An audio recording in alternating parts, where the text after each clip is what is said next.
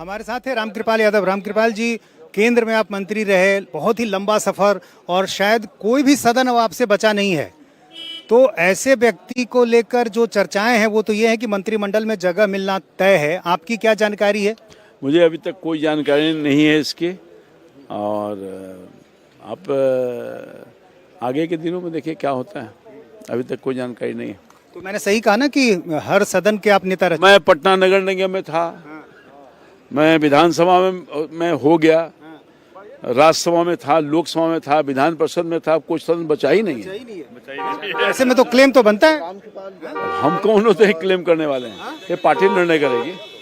Party निर्णय करेगी, जो उपयुक्त होगा करेगी। पार्टी करते आई है, हमको जिम्मेवारी दी है पहले भी। केंद्र में सरकार बनाया है, सरकार जब केंद्र में बनी तो मोदी जी ने अपने कैबिनेट में रखा। भाई कम सम्मान थोड़ा ही है हमारे लिए। हाँ, तो आपको लगता है कि एमवाई का जो बेस है अब वो इस चुनाव में टूटता दिखा है और आप जैसे नेताओं के आने से ये बात और मजबूत है? अब एम भाई जानते हैं क्या होगा, जो अभी टूट टाट करके हो गया महिला और रामकृपाल यादव को आपने सुना। वापस अपने पॉलिटिकल एडिटर का रुख कर लेते हैं। देवेंद्र, अगर रामकृपाल यादव की बात की जाए, एक अनुभवी चेहरा है, केंद्र में राजनीति कर चुके हैं, उस राजनीति को बहुत बेहतर ढंग से समझते हैं और वो अनुभव लेकर अब राज्य में आ रहे हैं, तो किस तरह से इनके अनुभव का फायदा न सिर्फ पार्टी बल्कि एनडीए और राज्य को मिलेगा? और जैसा कि मैं आपको बता रहा था कि ये आरजेडी पृष्ठभूमि से आए हुए नेता हैं और आरजेडी में भी जब थे तो जनाधार इनका बहुत बेहतर रहता था। कार्यकर्ताओं के साथ जो एक संपर्क है वो बहुत बेहतर माना जाता था। बाद में आरजेडी छोड़ के वो बीजेपी में आए और बीजेपी से जब वो चुनाव लड़े थे लोकसभा का, तो लालू प्रसाद यादव की बेटी मीसा भारती के खिलाफ उन्होंने चुनाव लड़ा था। और न सिर्फ चुनाव लड़ा बल्कि उनको जीत हासिल हुई थी और उसमें उनको रोकने के लिए लालू प्रसाद यादव के परिवार की तरफ से बहुत ज़्यादा कोशिश की गई थी कि किसी तरह से उनको चुनाव लड़ने से रोका जाए। उनके घर पे भी जब लालू प्रसाद यादव की बेटी गई थी तो रामकृपाल यादव बताया जा रहा था कि घर छोड़ के कहीं और निकल गए थे। उन्होंने मुलाकात नहीं की थी, लेकिन वो चुनाव लड़े और जीते और उसके बाद केंद्र में मंत्री भी बने थे। तो और बहुत सहज व्यक्तित्व के नेता माने जाते हैं। हालांकि पिछली बार के इलेक्शन की अगर बात कर लें तो उस इलेक्शन में लोकसभा चुनाव में क्योंकि उनको हार का सामना करना पड़ा, तो उसके बाद ये तय माना जा रहा था कि जब विधानसभा चुनाव होंगे तो विधानसभा चुनाव उनको लड़ाया जाएगा। देवेंद्र, बिल्कुल एक और नाम है जिस पर चर्चा करनी बहुत जरूरी है और वो है संजय सिंह टाइगर का। संजय सिंह टाइगर को ऐसी सीट से चुनावी मैदान में उतारा गया जहां पहले से बीजेपी के कद्दावर नेता और जिनका जनाधार बड़ा मजबूत था उनका टिकट कटा। उसके बाद जो भरोसा बीजेपी ने संजय सिंह टाइगर पर जताया वो उस भरोसे पर खरे भी साबित हुए। महागठबंधन के मुस्लिम उम्मीदवार को हराकर उन्होंने ये जीत सुनिश्चित की है। जी हाँ, बिल्कुल। और आरा की सीट पे जब अमरेंद्र प्रताप सिंह के बारे में पार्टी ने तय कर दिया था कि वहाँ पर उनको चुनाव नहीं लड़ाया जाएगा, तो उसके बाद ये था कि पार्टी का कोई युवा अपेक्षाकृत युवा चेहरा, यानी कि अमरेंद्र प्रताप सिंह की तुलना में अमरेंद्र प्रताप सिंह की उम्र ज़्यादा थी तो इसलिए उनको चुनाव लड़ने से मना किया गया था, चुनावी राजनीति से दूर रखा गया था। तो उसमें एक प्रमुख नाम ऑलरेडी संजय टाइगर का था और बीजेपी के कई नेता उन पर बहुत ज़्यादा भरोसा करते हैं। हालांकि उसमें जो एक दो और नाम थे उसमें संसाधन संपन्न ज़्यादा बड़े नाम थे, लेकिन पार्टी के टॉप लीडरशिप ने संजय टाइगर का चयन किया क्योंकि एक तो कार्यकर्ता के तौर पे उनकी छवि बहुत ही अच्छी रही है, बहुत बेबाक नेता माने जाते हैं, बहुत साफगोई से बात करने वाले नेता माने जाते हैं, बिना लाग लपेट बात करते हैं और बहुत क्लीन इमेज के नेता माने जाते हैं। इनके भाई भी विधायक रहे हैं, इनके पिताजी सरकारी अधिकारी थे, लेकिन आज आगे खुद भी विधायक रहे हैं। बावजूद इसके इनको अगर आप देखेंगे तो बहुत सहजता के साथ इनका किसी के साथ इंटरेक्शन होता है और उसमें यह तय माना जा रहा था कि चुनाव इनको लड़ाया जाएगा। और अगर चुनाव जीतने में ये सफल रहे तो ख़ासतौर पे आरा और भोजपुर का जो पॉकेट है वहाँ पर एक राजपूत कम्युनिटी ऑलरेडी बीजेपी के लिए समस्या रहते रही थी। पिछले लोकसभा चुनाव में भी देखने को मिला था, उसके पहले विधानसभा चुनाव में भी देखने को मिला था।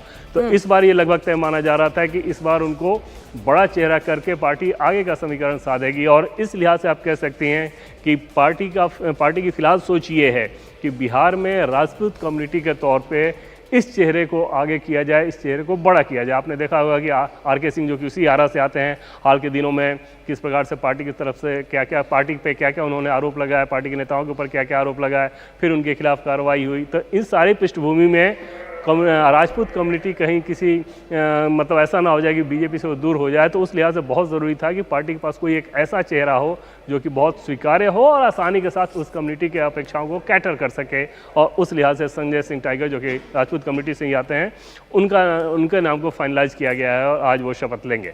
बिल्कुल, और इसलिए हम कह भी रहे हैं कि जब ये कैबिनेट तैयार की गई है जो आज शपथ लेगी 11:30 बजे, तो उसमें हर एक समीकरण का ध्यान रखा गया है। ना सिर्फ इसमें जातीय क्षेत्रीय समीकरण का ध्यान रखा गया है, जो तो आपने चुनावों में भी देखा था, प्रत्याशियों के चुनाव के दौरान भी देखा था। लेकिन अब चूंकि कैबिनेट का गठन होगा तो ऐसे में क्षेत्रीय समीकरण का भी ख्याल रखा गया है। किसी भी क्षेत्र का कोई भी व्यक्ति प्रतिनिधित्व करता हुआ छूटना नहीं चाहिए और इसीलिए इस तरह के नाम सामने आ रहे हैं। अब अगर महिला नेत्री की बात करें तो किस तरह से जिम्मेदारी महिला नेत्रियों को बीजेपी में मिलती हुई नजर आएगी, क्योंकि बीजेपी तो कहती भी है कि महिलाओं को बढ़ावा देना है।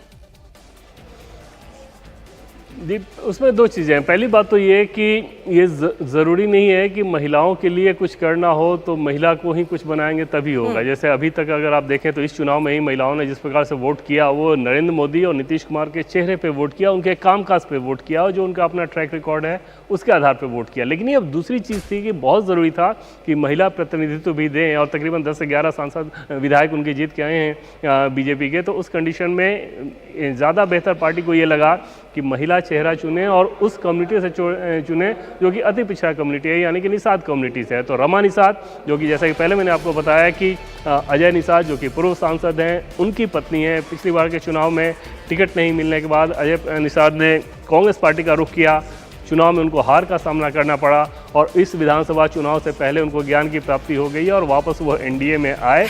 और जैसे वो एनडीए में आए तो औराई की सीट पे, यानी कि औराई की सीट है मुजफ्फरपुर की एक विधानसभा सीट है औराई, वहाँ से उनको चुनाव लड़ाया गया और तब ये तय माना जा रहा था कि अगर वो चुनाव जीतती हैं और एनडीए सरकार बनती है तो वो सरकार में एक चेहरा मंत्री के तौर पर होंगी। उनका नाम फाइनल करके उनको बताया जा चुका है और आज वो मंत्री पद की शपथ लेंगी। बिल्कुल, चलिए जो मंत्री पद की आज शपथ लेगा उनके नाम सामने आ गए हैं और हमारे पॉलिटिकल एडिटर उन नामों को बता रहे हैं, साथ ही पूरा एनालिसिस कर रहे हैं कि क्यों बीजेपी ने इन नामों को चुना है, इसके पीछे वजह क्या है, किन समीकरणों का ध्यान रखा गया है। देवेंद्र, एक बार फिर से थोड़ा ऊपर चलते हैं। ये तो बिल्कुल क्लियर था कि नीतीश कुमार मुख्यमंत्री के रूप में शपथ लेंगे, लेकिन उनके 2 डेप्यूटीज को लेकर बड़ी बातें हो रही थी। तो क्या उप मुख्यमंत्री के रूप में जो 2 लोग शपथ लेंगे उनके नाम को लेकर 100% क्लैरिटी है? हाँ बिल्कुल, तो ऑलरेडी नेता और उपनेता के तौर पे विधायक दल मंडल के नेता और उपनेता के तौर पे चयन कर लिया गया है, तो उसी भूमिका के लिए उनका चयन किया गया है। और एक तरह से आप कहें कि पिछली बार जो तिकड़ी थी और जिस तिकड़ी ने ये मैंडेट दिया तो उसको रिपीट करना ही एनडीए गठबंधन के नेताओं को ज़्यादा बेहतर लगा। हालांकि एक चर्चा ये ज़रूर पार्टी के भीतर, बीजेपी के भीतर चल रही थी, बीजेपी का एक खेमा ये ज़रूर चाह रहा था, जेडीयू के एक बड़े नेता ये ज़रूर चाह रहे थे, ऐसी चर्चाएं थी कि वो विजय कुमार सिन्हा के साथ, क्योंकि उनके इक्वेशन बहुत अच्छे नहीं है, तो वो उनकी भी ये राय थी कि शायद अगर कोई और डिप्टी सीएम हो तो ज़्यादा बेहतर है। अलग अलग अपने अपने तर्क दिए जा रहे थे। संघ का एक खेमा ये चाह रहा था कि सूत्रों द्वारा जो हमें जानकारी मिली कि वो मंगल पांडे के नाम को आगे बढ़ाना चाह रहे थे डिप्टी सीएम के लिए।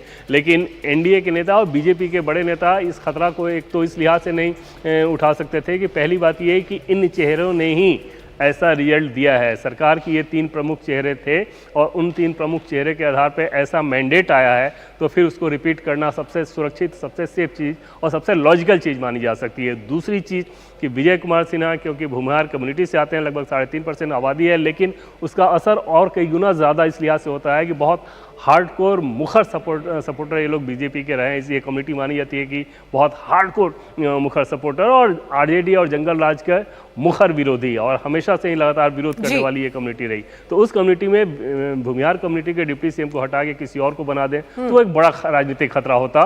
तो उस लिहाज से विजय सिन्हा को रिपीट किया गया और हटाने का कोई ऐसा कारण भी नहीं था सिवाय कुछ नेताओं के पर्सनल लीगों के। जी। और सम्राट चौधरी को लेकर तो ये भी कहा जाता है कि ये एक ऐसी पौधे जिन्हें सींचने का काम खुद बीजेपी ने किया है और अब बड़ी जिम्मेदारी के लिए तैयार किया जा रहा है।